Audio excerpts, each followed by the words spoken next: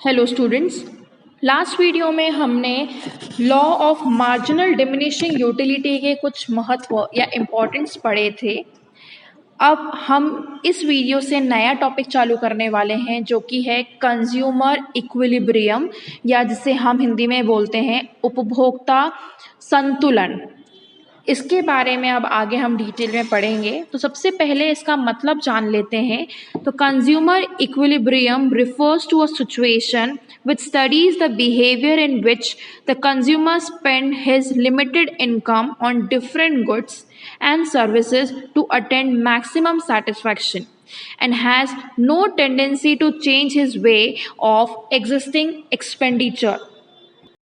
तो consumer equilibrium या उपभोक्ता संतुलन एक ऐसी सिचुएशन है जिसमें हम ये स्टडी करते हैं कि एक कंज्यूमर कैसे अपनी लिमिटेड इनकम को यूज़ करके डिफरेंट गुड्स और सर्विसेज को खरीदता है और उससे मैक्सिमम सेटिस्फैक्शन प्राप्त करता है।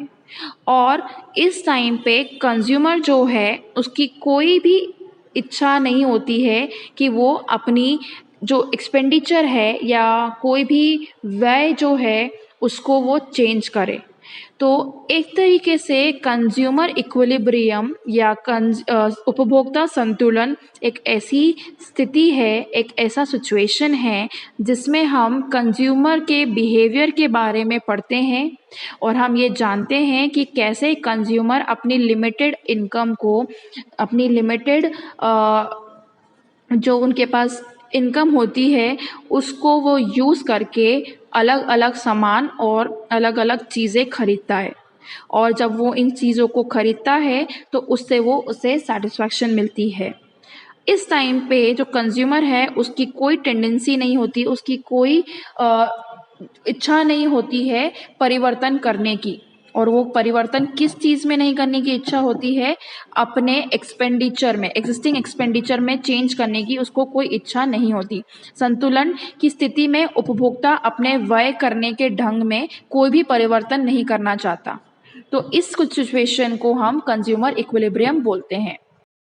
तो जैसे कि प्रत्येक उपभोक्ता जो होता है, प्रत्येक कंज्यूमर जो होता है, वो अपनी सीमित संसाधनों से, सीमित लिमिटेड रिसोर्सेज से अपनी बहुत सारी आवश्यकताओं को पूरा करने की इच्छा रखता है। और वो अगर वो पूरी हो जाती है तो उससे वो संतुष्टि उससे वो मिलती है या सेटिस्फैक्शन मिलती है। तो जब कंज्यूमर या उपभोक्ता अपने विवेकपूर्ण व्यवहार से अधिकतम संतुष्टि प्राप्त कर लेता है तब वह संतुलन की स्थिति में होता है। इसका ये मतलब है जब कंज्यूमर जो है अपने व्यवहार से ज़्यादा या मैक्सिमम सेटिस्फैक्शन को प्राप्त कर लेता है तो उस टाइम पे एक इक्विलिब्रियम या संतुष्टि की स्थिति होती है जिसे हम बोलते हैं कंज्यूमर इक्विलिब्रियम या उपभोक्ता संतुलन। जब हम अपनी लिमिटेड रिसोर्सेज को यूज़ करके, लिमिट संसाधनों को यूज़ करके हम क्या करते हैं, कुछ चीज़ खरीदते हैं और वो चीज़ खरीदने के बाद अगर हमें मैक्सिमम सेटिस्फैक्शन मिलता है तो उस संतुष्टि से हम संतुष्ट होते हैं और इसी को हम कंज्यूमर इक्विलिब्रियम या उपभोक्ता संतुलन कहते हैं। तो जो कंज्यूमर इक्विलिब्रियम है या उपभोक्ता संतुलन है उसकी कुछ मान्यता है, कुछ अजम्पशंस हैं। सबसे पहला वाला अजम्पशन है कंज्यूमर इज रैशनल, मतलब जो उपभोक्ता है वो विवेकशील प्राणी होता है। दूसरा है utility can be measured in cardinal number. जो कंज्यूमर इक्विलिब्रियम है वो एक अजम्पशन पे बेस्ड है या वो उस अजम्पशन पे ही चलता है कि जो उपयोगिता होती है या जो यूटिलिटी होती है उसको हम संख्या के रूप में माप सकते हैं या मेजर कर सकते हैं।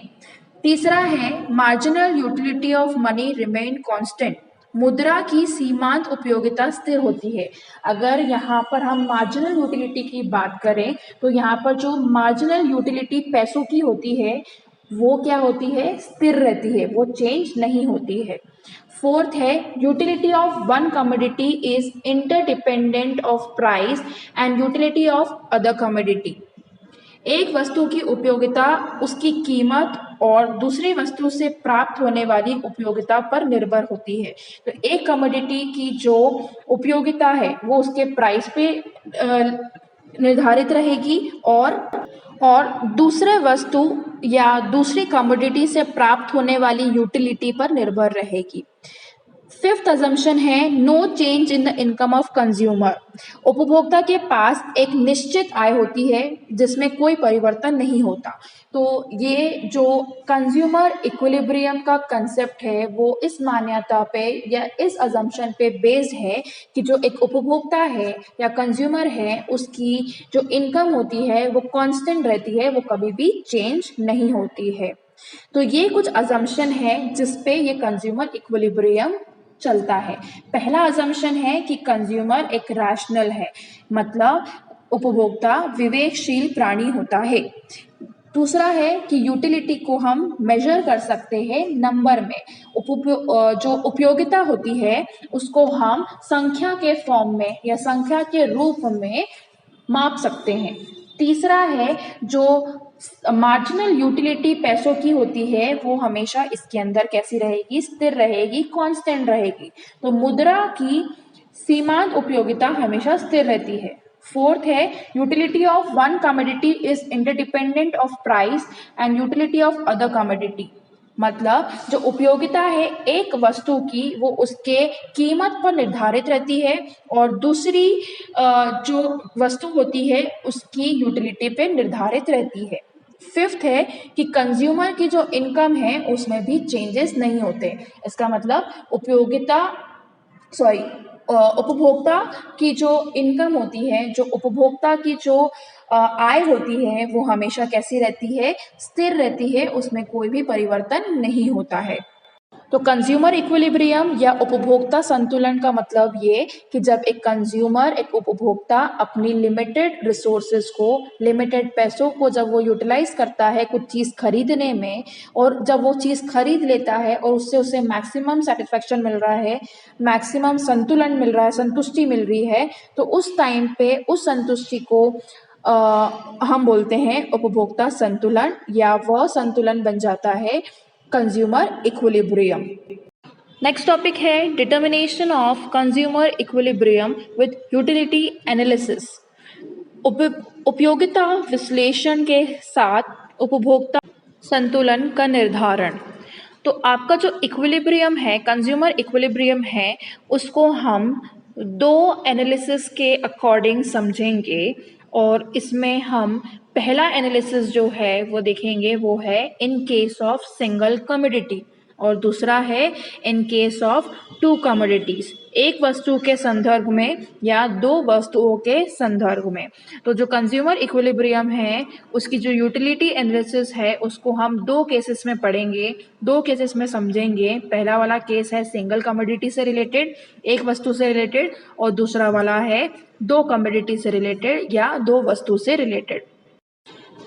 तो जैसे कि हमने पढ़ा था कि कंज्यूमर इक्विलिब्रियम या उपभोक्ता संतुलन एक ऐसी सिचुएशन है, एक ऐसी कंडीशन है जिसके अंदर हम क्या करते हैं, हम इंसान के या कंज्यूमर के बिहेवियर को पढ़ते हैं, समझते हैं, और उस टाइम पे हम ये पढ़ते हैं कि कैसे एक कंज्यूमर अपने लिमिटेड इनकम को खर्च करता है और अलग अलग सामान खरीदता है, और अलग अलग सामान खरीदने में उसको कितना मैक्सिमम सेटिस्फेक्शन मिलता है, वो सब चीज़ें हम कंज्यूमर इक्विलिब्रियम में पढ़ते हैं। तो कंज्यूमर इक्विलिब्रियम या उपभोक्ता संतुलन एक ऐसी सिचुएशन है जिसके अंदर एक कंज्यूमर अपने जो लिमिटेड इनकम है उसको कैसे स्पेंड कर रहा है अलग अलग चीज़ें खरीदने में, और उस चीज़ों को खरीदने में कब उसे मैक्सिमम सेटिस्फेक्शन मिल रही है।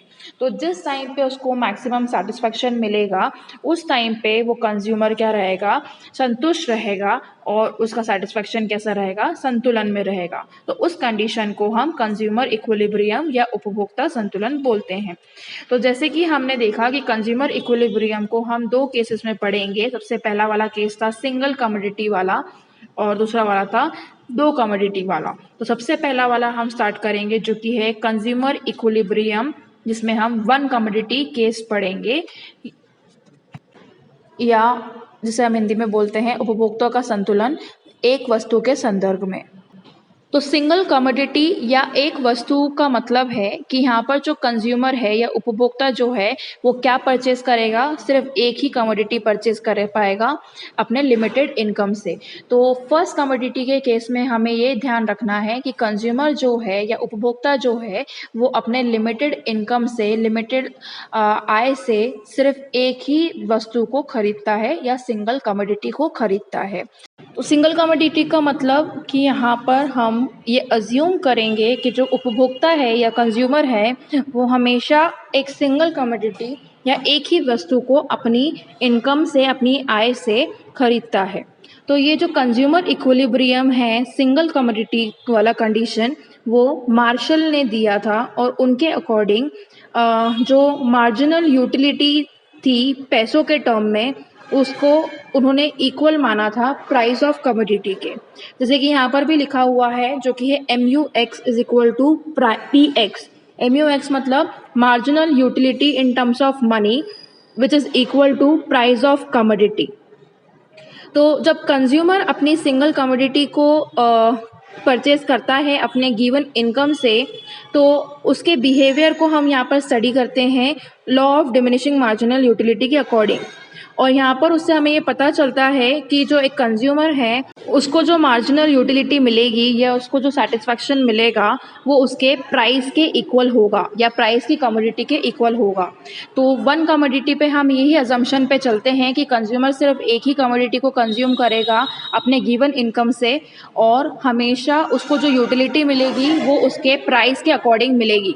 मतलब मार्जिनल यूटिलिटी जो होगी वो पैसों में हम उसको मेजर करेंगे और वो मार्जिनल यूटिलिटी प्राइस के अकॉर्डिंग या प्राइस के इक्वल होगी। अब number of units of commodity depend upon two factors. अब नंबर ऑफ यूनिट्स जो है कमोडिटी की वो दो फैक्टर्स पर डिपेंड करती है। सबसे पहला है प्राइस ऑफ कमोडिटी और दूसरा है मार्जिनल यूटिलिटी ऑफ कमोडिटी। तो सिंगल कमोडिटी केस में जो यूनिट्स है कमोडिटी की या जो एक वस्तु की जो यूनिट्स है उसके नंबर किस पर डिपेंड करेंगे, प्राइस ऑफ कमोडिटी के ऊपर डिपेंड करेंगे या मार्जिनल यूटिलिटी ऑफ कमोडिटी के ऊपर डिपेंड करेंगे। और जैसे कि हमने अभी ऊपर देखा एक फॉर्मूला में जो कि लिखा था MUX is equal to PX। MUX का मतलब है marginal utility in price of money और PX का मतलब है प्राइस ऑफ कमोडिटी। तो marginal utility in terms of money का मतलब है ऐसी मार्जिनल यूटिलिटी जिसे हम रुपी के फॉर्म में मेजर कर सकते हैं। जैसे कि अगर इसको मैं एग्जांपल के रूप में समझाऊं तो अगर मैंने एक एप्पल ख़रीदा है और वो एप्पल जो है 10 रुपये का है, तो उस एप्पल की यूटिलिटी क्या होगी, 10 रुपये। यहाँ पर हम यूटिल्स में मेजर नहीं करेंगे, हम बल्कि इसे रुपए में या पैसों में मेजर करेंगे। तो अगर एक इंसान, पर्टिकुलर इंसान एक सेवफल खा रहा है, एक एप्पल खा रहा है और उसने उस एप्पल को ख़रीदने में 10 रुपये लगाए हैं, तो उससे सेटिस्फैक्शन कितने का मिलेगा, 10 रुपये का मिलेगा। तो marginal utility in terms of money का मतलब है ऐसी मार्जिनल यूटिलिटी जिसे हम पैसों के फॉर्म में, रुपए के फॉर्म में माप सकते हैं या मेजर कर सकते हैं। एग्जाम्पल, एक एप्पल अगर हम 10 रुपये में ख़रीद रहे हैं तो ये जो यूटिलिटी है उसको हम 10 रुपये में मेजर कर सकते हैं या सेटिस्फैक्शन को हम बोल सकते हैं कि हमें 10 रुपये का सेटिस्फैक्शन मिला है। तो जैसे कि आप यहाँ पर देख सकते हैं ऊपर लिखा हुआ है मार्जिनल यूटिलिटी ऑफ मनी या MUM, जिसका मतलब है मुद्रा की सीमांत उपयोगिता। अब MUM का मतलब है ऐसे रुपीज़ जो कंज्यूमर खर्चे करते हैं कुछ खरीदने के लिए। तो MUM refers to worth of rupees to a consumer, that is the utility derived from the standard basket of goods that he can purchase with a rupee। तो सिंगल कमोडिटी में हमेशा हम ये याद रखेंगे कि जो मार्जिनल यूटिलिटी है मनी की या MUM जो है वो हमेशा कैसा रहता है, कांस्टेंट रहता है हर एक पर्टिकुलर यूनिट का। इसे हम एक एग्जांपल के रूप में भी समझेंगे और उसी से हमको ये मालूम पड़ जाएगा कि किस टाइम पे एक कंज्यूमर को इक्विलिब्रियम या सेटिस्फैक्शन जो है मिल रही है या सेटिस्फैक्शन जो है जिसका संतुलन बना हुआ है। तो हमेशा हमें ये याद रखना है कि जो मार्जिनल यूटिलिटी जो है पैसों के फॉर्म में वो हमेशा कांस्टेंट रहेगी, भले ही हम कितना भी कंजम्पशन कर रहे हैं। हर बार हर यूनिट की जो पैसों की मार्जिनल यूटिलिटी रहेगी या मार्जिनल यूटिलिटी जो पैसों से रिलेटेड है वो हमेशा कांस्टेंट होगी। इसका मतलब है अगर हमने एक एप्पल ख़रीदा है 10 रुपये का, तो हर बार जब वो एप्पल रहेगा, हर बार जब हम वो एप्पल कंज्यूम कर रहे हैं, तो हर बार उसकी कीमत क्या रहनी चाहिए, 10 रुपये ही रहनी चाहिए, वो हमेशा कांस्टेंट रहेगी।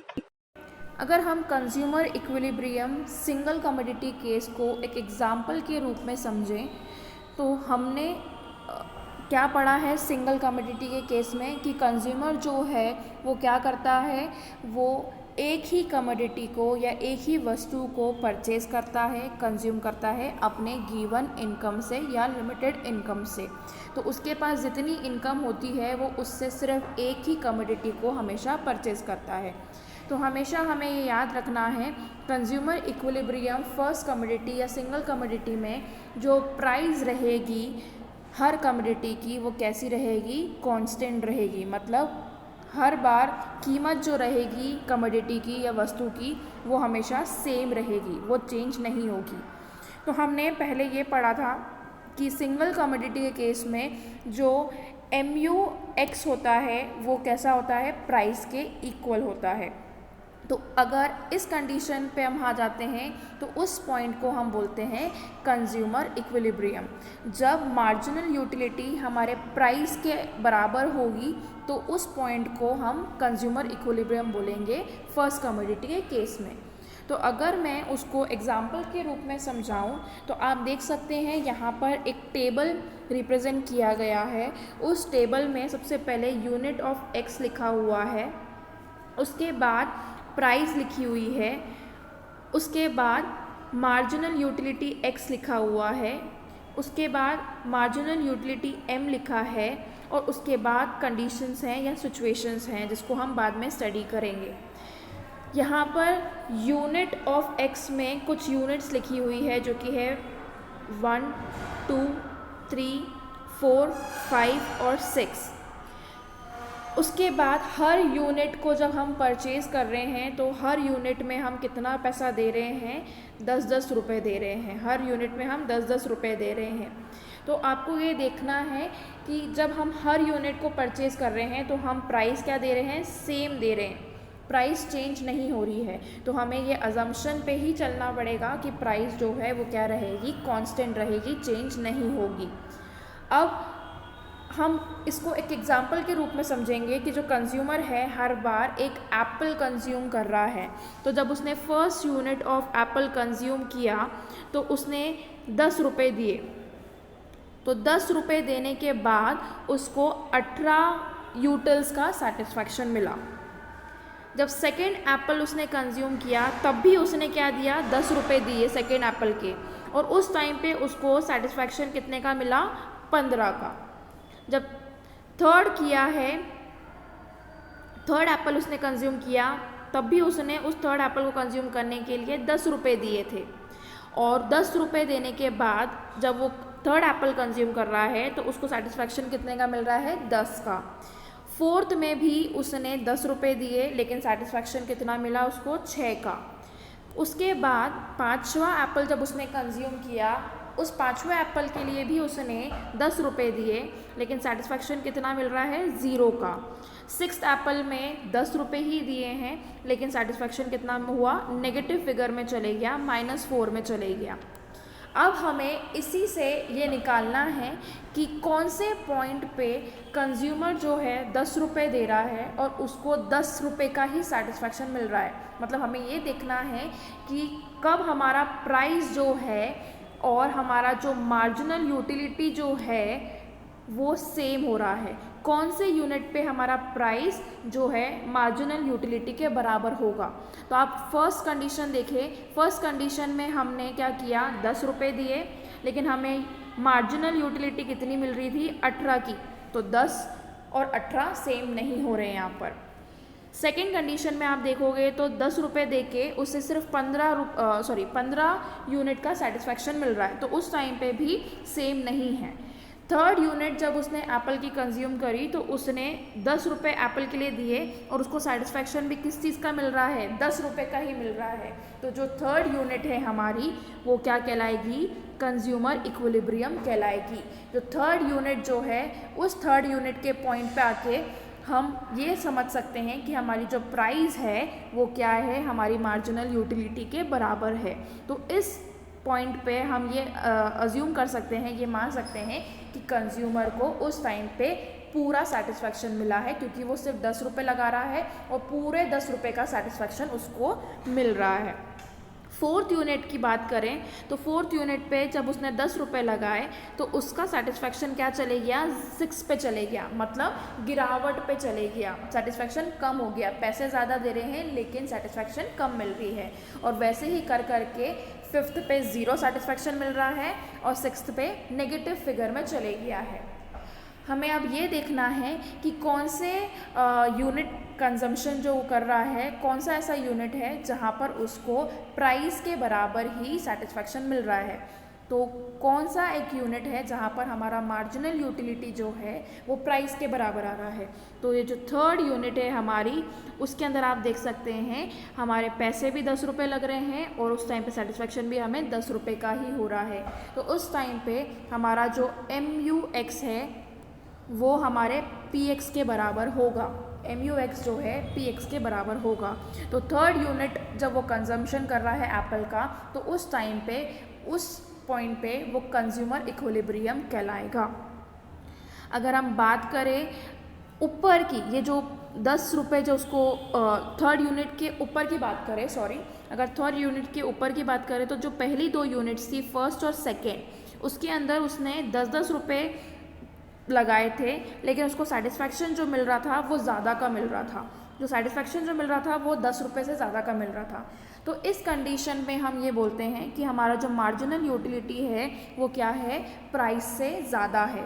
और इस कंडीशन में जो कंज्यूमर होता है वो सरप्लस में कहलाता है। जो कंज्यूमर होता है वो सरप्लस में कहलाता है। क्यों? क्योंकि वो 10 रुपये ही लगा रहा है लेकिन उसको जो सेटिस्फैक्शन मिल रहा है वो 10 रुपये से ज़्यादा का मिल रहा है। तो उस टाइम पे हमारा मार्जिनल यूटिलिटी जो है वो प्राइस से ज़्यादा होगा और उस कंडीशन को हम बोलते हैं कंज्यूमर सरप्लस। अगर हम बात करें थर्ड यूनिट के नीचे वालों की, तो जो फोर्थ, फिफ्थ और सिक्स्थ यूनिट है उसके अंदर कंज्यूमर जो है अपने 10 रुपये लगा रहा है लेकिन उसको जो सेटिस्फैक्शन मिल रहा है वो 10 रुपये से कम का मिल रहा है, हर बार उसको कम का मिल रहा है। तो उस टाइम पे जो मार्जिनल यूटिलिटी है वो प्राइस से क्या होगी, कम होगी। और उसी टाइम पे कंज्यूमर जो होता है वो लॉस में जाता है, वो नुकसान में जाता है। क्यों नुकसान में जाता है? क्योंकि वो पैसे लगा रहा है 10 रुपये, वो अपने पैसों को मतलब जो पैसे यूटिलाइज कर रहा है वो 10 रुपये है लेकिन उसको सेटिस्फैक्शन 10 रुपये के हिसाब का नहीं मिल रहा। सेटिस्फैक्शन जो मिल रहा है वो 10 से कम का मिल रहा है, तो उसका वहाँ पर क्या होता है, नुकसान होता है। तो अगर हम समझें तो ऐसा पॉइंट जहाँ पर मार्जिनल यूटिलिटी जो है प्राइस के बराबर होगी तो फर्स्ट कमोडिटी के केस के अकॉर्डिंग उस पॉइंट को हम बोलेंगे कंज्यूमर इक्विलिब्रियम। अगर इसको मैं एक ग्राफ के फॉर्म में समझाऊं तो आप देख सकते हैं नीचे यहाँ पर एक ग्राफ रिप्रेजेंट करके रखा हुआ है। यहाँ पर 2 एक्सिस बनी हुई है जो कि है y एक्सिस ये वाली और दूसरी वाली है x एक्सिस। y एक्सिस में हमने मार्जिनल यूटिलिटी और प्राइस को प्लॉट करके रखा हुआ है और x एक्सिस में हमने यूनिट ऑफ कमोडिटी को प्लॉट करके रखा हुआ है। हमने एग्जांपल में यूनिट ऑफ कमोडिटी क्या ली थी, एप्पल ली थी, मतलब कंज्यूमर जो है वो क्या कंज्यूम कर रहा है, एप्पल कंज्यूम कर रहा है। तो यूनिट ऑफ कमोडिटी क्या है, एप्पल है। यहाँ पर x एक्सिस में हमने 1 2 3 4 5 6 जितने भी एप्पल्स खाए थे, जितने यूनिट ऑफ एप्पल खाए थे वो प्लॉट करके रख दिए हैं। और यहाँ पर हमने यूटिलिटी को प्लॉट करके रखा है प्लस प्राइस को प्लॉट करके रखा हुआ है, जो कि 0 से अगर ऊपर जा रहा है तो पॉजिटिव फिगर है, अगर 0 से नीचे जा रहा है तो नेगेटिव फिगर्स है, जो कि -4 -8। तो सबसे पहले हम क्या करेंगे, हम मार्जिनल यूटिलिटी को प्लॉट करेंगे। कौन से चीज़ को प्लॉट करेंगे, मार्जिनल यूटिलिटी को प्लॉट करेंगे। आप देखें जब वो फर्स्ट यूनिट का एप्पल का खा रहा है तो उसको कितनी यूटिलिटी मिल रही है, 18 की। तो हम क्या करेंगे, ये फर्स्ट एक्सिस में जो लिखा हुआ है, एक्स एक्सिस में जो पहला वाला एप्पल है उस पर उस सीध में जाके हम ऊपर 18 पे प्लॉट करेंगे। 18 किस तरफ आएगा आपका, 16 के ऊपर, यहाँ पर एक पॉइंट जो है मार्क कर देंगे, ठीक है। वैसे ही सेकंड जब यूनिट वो एप्पल का खा रहा है तो उसको सेटिस्फैक्शन कितने का मिल रहा है, 15 का। तो सेकंड वाले पे जाएंगे और यहाँ से हम 15 पे जो है 16 के ऊपर ही आएगा, वो भी यहाँ कहीं आएगा, वहाँ प्लॉट कर देंगे। जब थर्ड एप्पल खा रहा है तो उसको कितना सेटिस्फैक्शन मिल रहा है, 10 का। तो 10 हम यहाँ पर प्लॉट कर देंगे 8 के थोड़ा ऊपर। फिर उसके बाद जब वो फोर्थ एप्पल खा रहा है तो सेटिस्फैक्शन कहाँ गया, नीचे आ गया, 8 के नीचे यहाँ कहीं होगा, तो वहाँ प्लॉट कर देंगे। वैसे ही फिफ्थ और सिक्स्थ में उसको 0 सेटिस्फैक्शन मिल रहा है, इसलिए वो यहाँ पर है। तो जो फिफ्थ यूनिट उसने एप्पल जब कंजम्पशन किया तो उसको 0 यूटिलिटी का सेटिस्फैक्शन मिला, इसलिए हमने फिफ्थ यूनिट पे यहाँ पर प्लॉट किया है एक्स एक्सिस पे, क्योंकि 0 जो है इसके सीध में ही आएगा, इसलिए उसको हम एक्स एक्सिस पे प्लॉट करेंगे। जब उसने 6 यूनिट जो एप्पल का कंजम्पशन किया तो उसने 10 रुपये तो दिए, लेकिन उसको नेगेटिव में सेटिस्फैक्शन मिला, इसलिए जब 6 यूनिट की बारी आई यहाँ पर तो उसको -4 का सेटिस्फैक्शन मिला, इसलिए हम उसको यहाँ पर पॉइंट कर देंगे। सॉरी, अगर आप देखेंगे कि जो मार्जिनल यूटिलिटी है वो क्या हो रही है, ड्रॉप होते जा रही है। पहले कहाँ थी, यहाँ पर 18 पे, यहाँ देख सकते हैं कुछ, फिर उसके बाद नीचे आई 15 पे नीचे, फिर उसके बाद 10, फिर 6, फिर 0 और -4। इसलिए जो मार्जिनल यूटिलिटी है उसका जो ग्राफ है वो कैसे जाएगा, यहाँ से नीचे जाएगा। इसलिए जो मार्जिनल यूटिलिटी है वो उसका ग्राफ जो है नीचे जाएगा और उसे हम डिमिनिशिंग बोलते हैं, ठीक है। तो हम जब भी अगर सिंगल कमोडिटी में देखेंगे या मार्जिनल यूटिलिटी डिमिनिशिंग लॉ के अकॉर्डिंग भी देखेंगे, तो जब भी ग्राफ जो होगा यूटिलिटी का वो कैसे जाएगा, नीचे जाते जाएगा, वाई एक्सिस से नीचे जाते जाएगा एक्स एक्सिस के उधर तक। अब हम क्या करेंगे, प्राइस को प्लॉट करेंगे। तो जब उसने फर्स्ट यूनिट एप्पल का कंजम्पशन किया तो 10 रुपये दिए, तो यहाँ पॉइंट करेंगे। जब दूसरा एप्पल किया तब भी 10 रुपये दिए, तीसरे में भी 10, चौथे में भी 10, पाँचवें में भी 10 और छठे में भी 10। तो हम जब सब पॉइंट्स को जोड़ते जाएंगे तो एक स्ट्रेट लाइन बन जाएगी, क्योंकि प्राइस क्या थी, कांस्टेंट बन जाएगी। तो हमारी प्राइस जो होगी सिंगल कमोडिटी में उसका ग्राफ कैसा बनेगा, सीध लाइन में बनेगा, स्ट्रेट लाइन में बनेगा, क्योंकि हमारी प्राइस कांस्टेंट थी। अगर हम बात करें इस लाइन के ऊपर वाले पोर्शन की, तो आप देख सकते हैं इस वाले पोर्शन को हम बोलते हैं कंज्यूमर सरप्लस, क्योंकि उस टाइम पे हमारा जो मार्जिनल यूटिलिटी होता है वो प्राइस से ज़्यादा होता है। जहाँ पर हमारा ये पॉइंट मिल रहा है, मतलब जब हमारी प्राइस भी सेम है और मार्जिनल यूटिलिटी भी सेम है, तो उस टाइम पे हम बोलते हैं उसको MUX = PX, मतलब मार्जिनल यूटिलिटी हमारे प्राइस के बराबर रहेगा। अगर हम बात करें इस पोर्शन की, तो ये पोर्शन जो है, ये लाइन के नीचे वाला पोर्शन जो है वो हमारा कहलाता है कंज्यूमर लॉस, और वो इसलिए क्योंकि यहाँ पर हमारी मार्जिनल यूटिलिटी जो होती है वो प्राइस से कम होती है, इसलिए कंज्यूमर जो होता है वो लॉस के अंदर जाता है। तो जब कंज्यूमर इक्विलिब्रियम के बारे में हम पढ़ते हैं, और वो भी पहला केस जिसमें हम सिंगल कमोडिटी के बारे में देख रहे हैं, तो हमें एक चीज़ का ध्यान रखना है कि प्राइस जो होगी वो हमेशा कांस्टेंट होगी।